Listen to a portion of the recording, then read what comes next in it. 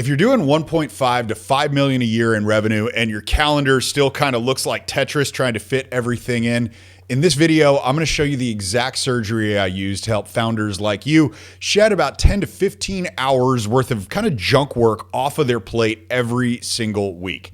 By the way, if you're new here, my name is Brent and I run a commercial real estate services company that does just under $2 million a year in revenue with 34% net profit. And the whole thing takes me about 90 minutes a week to run. A lot of what I share on this channel is how I went from being a 60-hour-a-week founder down to the place where I am right now. And the cool thing is that in the spare time I created, I've helped over 650 founders of 1.5 to $5 million companies shed 10 to 15 hours a week off of their own schedules. And what we're going to talk about today is something that is really going to help start your journey. If you're working 60 plus hours a week right now and you're at the revenue range that we're talking about, then look at this kind of like as step downs in progression. There isn't one thing that's just going to like change everything overnight. You're going to need to keep going for a while, but we're going to put different pieces in place. And this video is going to be one of those pieces. Other videos on the channel are going to be other pieces of that puzzle that are going to help you break down and start shrinking down the number of hours by really systematizing a few things and getting into play a lot of basic frameworks that we don't really think about when we're first starting out. Because when you first started out your company, you were really good at the technical work of the business. If you were a plumber, let's say, for example, and you were really good at plumbing, you started a company and you're good at the plumbing, but we've got to upgrade the skill to being good at the business that does the plumbing. And plumbing is just the example. This works in every single industry. You can be a great CPA and then start your own CPA firm and not realize it's really a different skill set.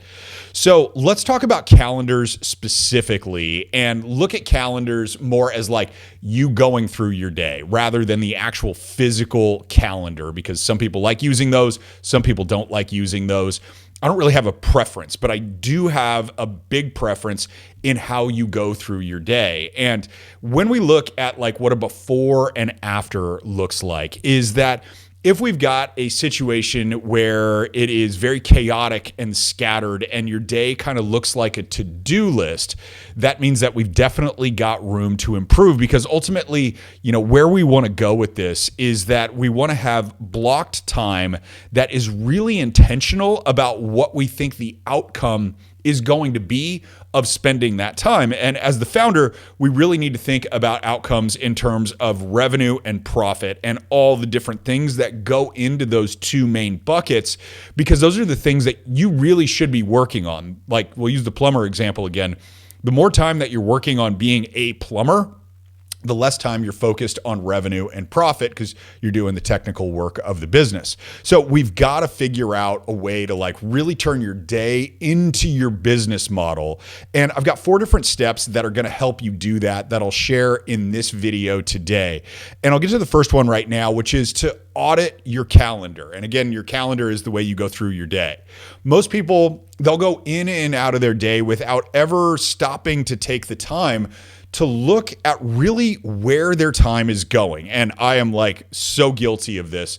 There was a long time in my career when I was in that 60 to 65-ish hour a week range where I would work all day. Like, I'd walk into the office at 6 and I would get home like at 6:30 at night.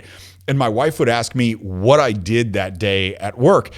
And I didn't really have a good answer. It was like, well, I know I got a bunch of emails and I know that people came into my office and I talked to them, but I don't really know what I did. There wasn't like this definitive outcome. I didn't push the ball forward. It felt like I was always playing defense. And so the best way to do a calendar audit is really look at your last week. So if you keep a calendar or not, look at your activities of the last week. And this activity, by the way, should take you about 30 minutes to do. Categorize every single block. And there are basically 4 main categories I look at this. I look at revenue, I look at leadership, I look at admin, and I look at waste. So I'm analyzing everything that I did and I'm putting them into one of those 4 different buckets. And based on where my time goes in those buckets, that really is a good measure to tell me how good of a job I'm doing as the leader of the company. Because again, the more that I'm spending time, or the more that you're spending time as the leader of the company doing the thing that the company does, and that can be plumbing, that can be law, that can be CPA work, that could be being a dentist. It doesn't really matter. Like whatever you're doing to deliver the actual service is stuff that really I look at as ways that are ineffective as a leader. So where is your time going? Revenue, leadership, admin, and waste. Waste is the hard one because you may be wondering like, well, how do I know when something's wasteful? I look at this from a founder pure perspective, and this is my experience in doing this for the last couple of decades, is that waste at the founder level is anything that doesn't meaningfully move either revenue or profit. Revenue is looking at things like customer acquisition, expanded services, right? We want to talk about marketing. We want to talk about advertising. We want to talk about sales, and we want to talk about different product categories that we can get into. Profit is going to be about retention, so slowing down churn. It's going to be about efficiency of the existing systems, because as the founder and as the owner of the company, your job really is to just figure out where to allocate all of your resources, and the resources that you have, there are only two really that are disposable to you: time and money. You've got to figure out where you're putting the time of you and everybody in the organization. And then you've also got to figure out where you're putting the money. You're putting revenue back into the company. You're putting profit back into the company in order to make these things better. And anything that's on your calendar that isn't that is really waste. So let's look at the other three buckets, because those things are going to affect it, right? Revenue is one bucket, so that's great. Keep that. That's awesome. Leadership. Leadership is going to be a way that's really going to enhance profit, because if you have reduced churn of employees, which you get through leadership, then you're going to have more profit. We tend not to realize how expensive it is to hire new people and to onboard new people. Anybody who's ever paid a headhunter to go find them talent realizes how expensive this is. It like floored me the first time that I did that, and the person wanted $50,000 to find an employee that made $100,000 a year. It was absolutely insane, and there's like no guarantees. And by the way, if you hear that and you're like, oh my God, that guy way overpaid, take a look, because that's not above average. That is what the market was going for at the time that I was doing it. And so we really need to look at that. And then the admin aspect of it is really how we're running the company, which I'll make an argument is something that also reduces churn of employees, which helps reduce churn of clients. Because if we are taking care of what needs to happen to support all the employees, because that's really what admin is, then we're in good space. Now, when you get to this 1.5 to 5 million, really there should be people that are supporting you in the admin, and you're basically just overseeing them. So the first thing that we've got to do to like take back control of our day is to audit our calendar. And if you're listening to all that and you're going like, okay, cool, like where do I start? I built a free tool that's called the 48-hour founder time reset. It's got a tool that will show you exactly where your time's going, what percentage is at your skill level and below your skill level. And it even helps you calculate what the return on investment of a 30% efficiency in the use of your time is going to do. You also get a couple other cool things like a calendar cleanse, standard operating procedure, and then a delegation board that's already pre-built. All you've got to do is download it and you can start using it. And you'll get back 3 hours this week with that tool alone. I'll drop a link in the description in case you want to grab that tool and start on the 48-hour founder time reset. But right now, let's get back on to number 2 in terms of how do we get our calendars back, meaning how do we manage our days better? So we delete or delegate all of the waste that we found in the calendar, okay? So waste, again, is anything that doesn't meaningfully impact revenue and profit and the buckets that I talked about a second ago.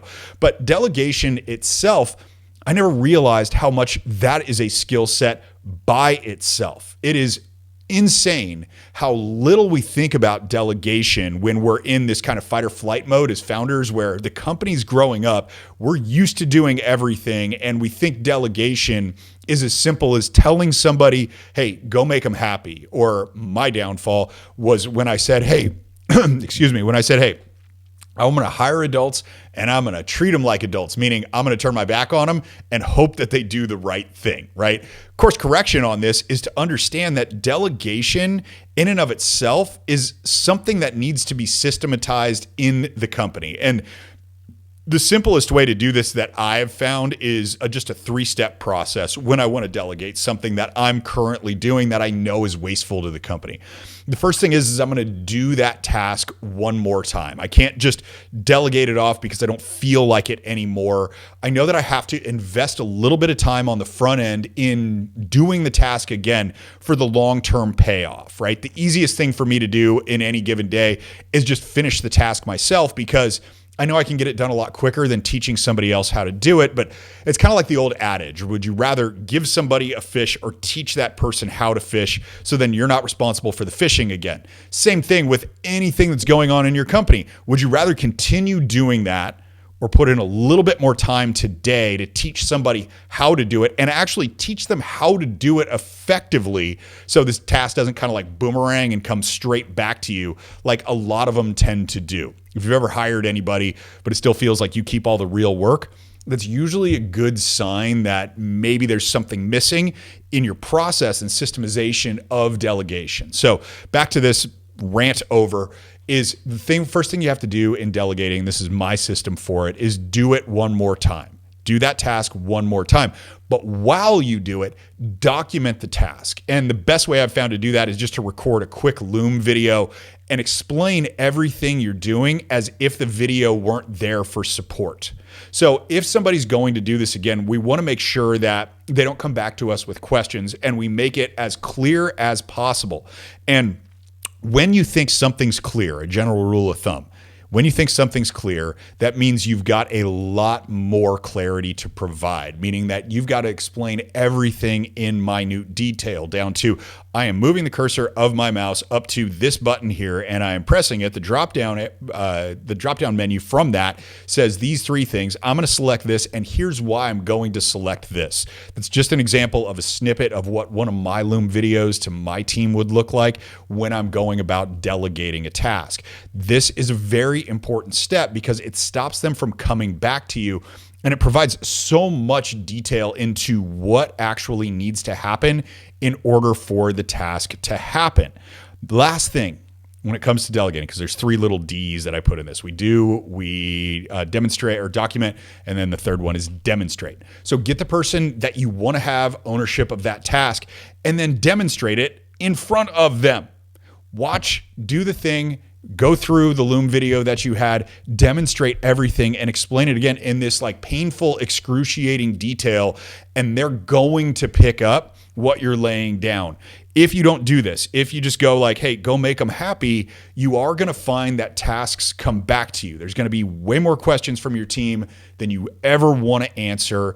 And you're going to secretly resent the people who work for you because you feel like you hired a good person to do the work, not realizing that really it was your responsibility to delegate in a systematized way rather than just telling them to go make it happy.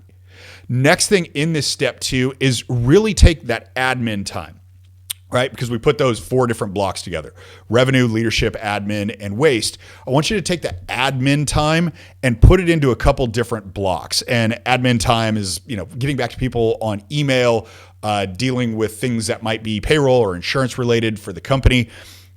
Treat those like you would a time block in your windows. So one of the worst things that I think anybody can do is keep their email open all day long and keep their phone on all day long, because what that means is that you're constantly going to be in reaction mode. Somebody emails you and you naturally feel compelled to email that person back, most likely because you want to provide good customer service. Awesome. Same thing with your phone. That thing will ring or get a text message and you'll want to respond to people for the same reason, because good customer service in your mind and in a lot of people's minds is I got to get back to them right away. And I'll talk about that in a different video.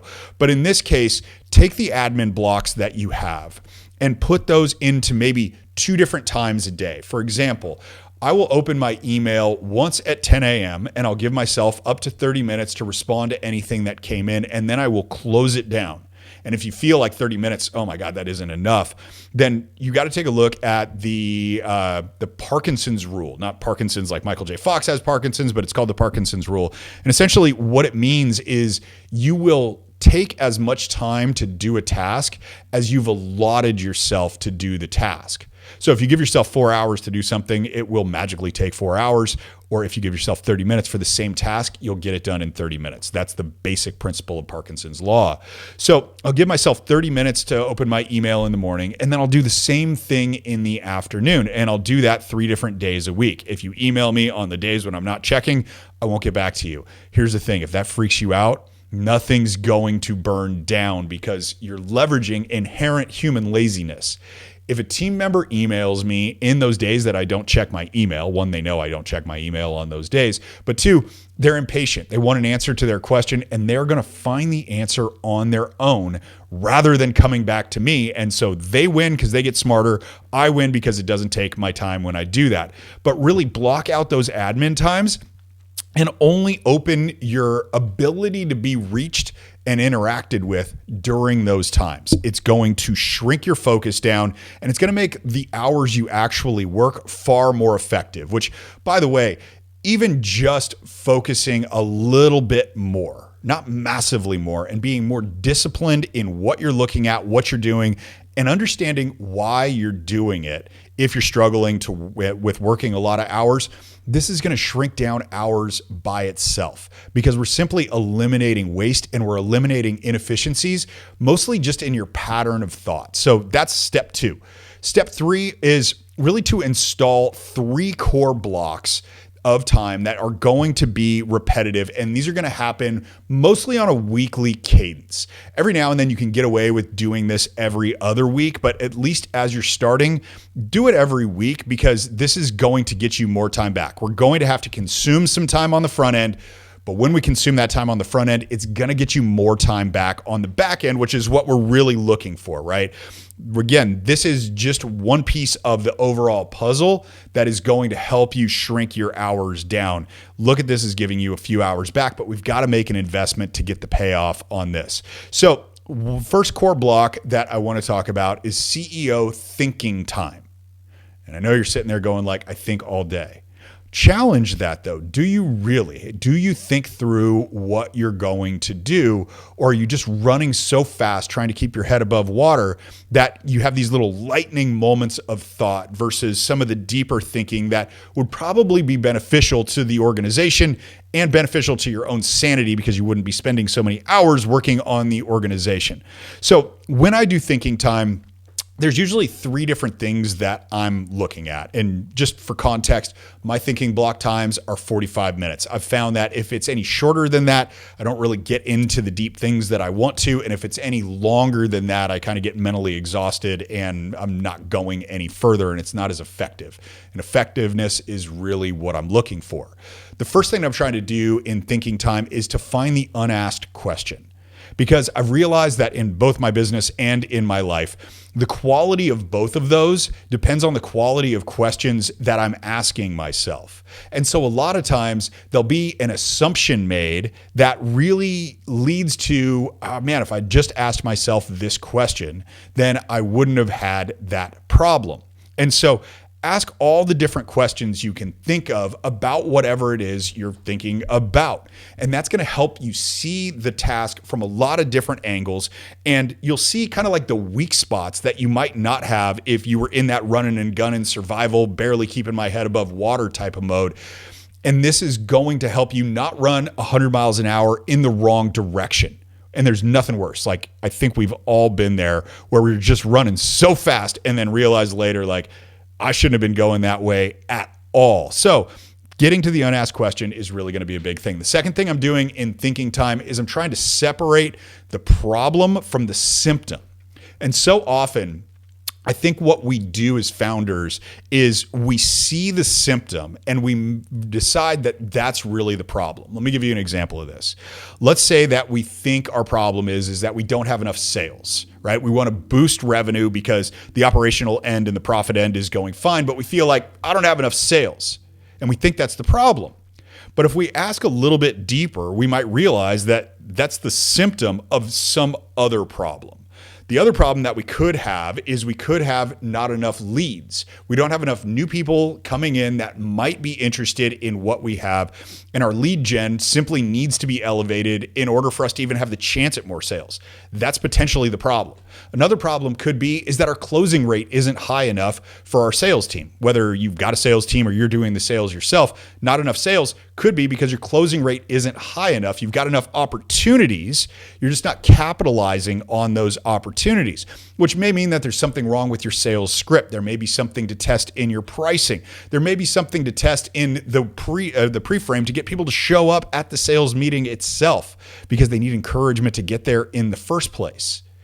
So you see very clearly that the symptom is not enough sales, but there's a deeper level problem, and I'm looking for that when I'm in thinking time. The third thing I'm doing in thinking time is really checking my assumptions. If I've got an idea for a new line of business, I'm always assuming things about that if I don't check those assumptions by really trying to find some evidence or fact that tells me that my line of thinking is correct or incorrect, then I could be back to the stage of running 100 miles an hour in the wrong direction. And I never want to do that because I've done it so much early in my career that I've realized this is kind of like one of those where you have just an ounce of prevention is a pound of cure. Think of thinking time like that. When you're checking your assumptions, again, you're looking at it at more angles and you're considering more possibilities about what happens if something goes wrong.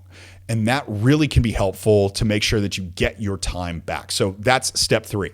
Let's get down to step 4. And this one's really important because it has you be more in control of your day than anything else. And that's to lock in guardrails. You've built all these different things, right? We've audited the calendar. We put everything into 4 buckets. We've delegated or deleted the things that are wasteful.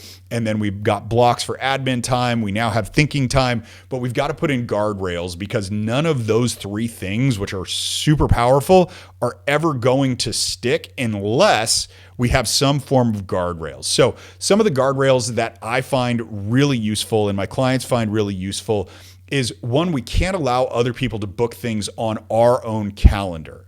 So if we've got team members that have access to our calendar, it's cool if they send you invites, but having them book on your behalf is a recipe for disaster. Because as you're in the early stages of getting your day back to be in control by you instead of like reacting to every single thing that comes in, there are going to be things that you don't put on your calendar. It's just natural as you're getting used to doing something that you're going to make some mistakes or forget to do it as you're starting. So if other people can book on your calendar, I've found it highly beneficial to cut that off right now. The other thing is I don't allow same-day bookings. So if somebody wants to come in and talk to me, and that can be a client or a team member, I won't allow that to happen on the same day. And there's strategy behind why I won't allow it to happen on the same day. The first I talked about earlier, which is leveraging people's inherent impatience and laziness. Because I'm not going to meet with somebody that day, they're looking at it as I've got a problem that I want solved today, and they're more likely to find a resolution to that problem on their own when they can't just get it from me, because they're looking to hit the easy button when they're trying to get on my calendar and want me to just solve it for them. This provides space and opportunity for them to do it themselves, which is exactly what we want. A big win for them is that they elevate their skill set and confidence by being able to solve this problem on their own. And the big win for me is that my schedule doesn't get crammed in. The second thing is that I don't want to be in reaction mode. If somebody schedules a meeting with me the same day, then I feel like I have to react. I have to reorganize what I was already planning on doing and redirect my focus back to whoever wants to take that time. I'm simply not willing to do that. And I would highly encourage you to take a stand on that for yourself too, because your time is more valuable than anybody else's. And if people book on your calendar and they can book the same day, that's essentially sending a message that I believe your time is more important than my time, which really sucks time out of the founder because the founder still has everything the founder has to get done. And the other people just go about their way on their day. The second thing in guardrails is meeting length compression. So the way that I looked at this is I started to think about all the meetings that I was in, especially the recurring ones. And I'd have hour-long meetings that were recurring. I'd have 30-minute meetings that were recurring. And I'd looked at what really happened in those meetings. And when I realized that there was a lot of fluff going on in the meetings, like status updates that could have been done in an email or some type of dashboard, and then just general fluff of a meeting. And so what I did was I compressed all the meetings arbitrarily by 50%. Our meetings were 30-minute meetings, 30-minute meetings were 15-minute meetings. And what I found, and what clients are like, whoa, I had no idea that was possible, is that it shrinks the timeline, which means it shrinks the focus of the meeting. We're only talking about the most important things. And the byproduct of this that I realized was that everybody who I was meeting with was spending more time preparing for the meeting because they knew they only had this defined, very tight window to discuss what they needed to discuss and get the decisions made that they needed made. And so they'd spend a lot more time prepping versus talking about it in the meeting. And that was something that really shifted for me and the organization as a total, was not being in the meeting trying to figure things out, already spending a great amount of time in the meeting or before the meeting in order to get to the meeting. And, we called it the 2-foot putt in golf. Like, you're pretty much not missing a 2-foot putt. I'll miss them sometimes, but you're not going to miss that very much. So you got to get something super simple, which means it's got to be all put together before you get there. And that's awesome. Third thing when it comes to guardrails that my clients use and I use is we put in buffer times before and after any meetings. So if there's a meeting coming up, there's a buffer time on either side of that meeting that you don't schedule anything in. This is just going to be times to mentally prepare and then de-escalate from whatever it was. And this is because we wear so many hats as founders that we have to figure out a way to be able to go from like one state of awareness and emotion to a different state of awareness and emotion. Great example of this is, let's say that you're having a meeting with one of your team members that isn't doing so well, and it's a really difficult conversation. Maybe you have to terminate the person. And then right on the back side of that, you have a sales meeting. How do you think you're energetically going to show up to that sales meeting without some buffer that helps you change your emotional and nervous state between one thing and the next thing, right? It's not going to work out very well if you go from firing somebody to trying to sell something to somebody else. It just won't, unless you're a total sociopath, which I'm guessing you are not, because most founders actually care about the people that they have. All right, guys, we went through a ton in this video. I'm going to summarize it for you really quickly here again, because that's going to help you kind of like lock in a lot of these things. Step 1, calendar audit. We've got those 4 buckets of revenue, leadership, admin, and waste. Figure out where your time's going right now. Then delegate or delete all the things that are waste items, anything not affecting revenue and not affecting profit, and then the subcategories we talked about below that. And then block times daily for the admin work. Third thing, install the 3 core blocks in a weekly recurring basis. That's going to help you solidify these things. Start out strong, and then you can take the reins kind of off of this thing, but normalize these blocks because they're going to help you out tremendously. First one, CEO thinking time. Next one, deep work. Third, leadership syncs. Step 4, got to make sure that there's guardrails. If we put the 3 things in before that and we have no guardrails, it ain't going anywhere. Cool? All right. That's going to be the best thing to do. Again, if you want a kickstart with this, if you want a way to get back 3 hours this week, there's a free 48-hour founder time reset, and it's a toolkit. It's not something you have to watch and learn. It's just plugging in your own information, and it is going to help you understand very clearly where your time is going, how much of it is wasted, and how much money is on the table for you as the founder by getting a gain in efficiency on that. That is the small piece of the pie. The bigger thing that we do is we help founders get 10 to 15 hours a week back within 90 days through the Founder Freedom Engine program. I'm going to put a link to that below too. There's a qualification process for that based on the size of company and the net profit that you have, but I'll put a link down there. There's another video that's showing you everything you need to know about that if you're interested in that. But your best place to start is with the free tool, the 48-hour founder time reset. Grab that in the link below. That's it for this video, guys. Thanks for watching. I'll see you on the next one.